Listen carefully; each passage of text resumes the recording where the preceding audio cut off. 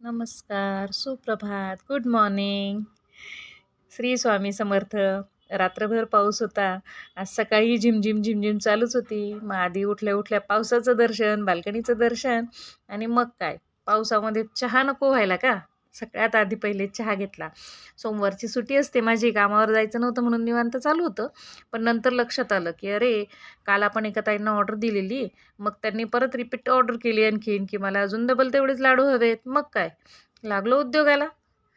नित्यकर्म आटोपली, देवपूजा आटोपली. शेवटचा श्रावणी सोमवार ना, मग शिवमूठ वगैरे वाहिली. देवाला नैवेद्य, आरती वगैरे झालं आणि झालं मग कार्यक्रम सुरू लाडवांचा.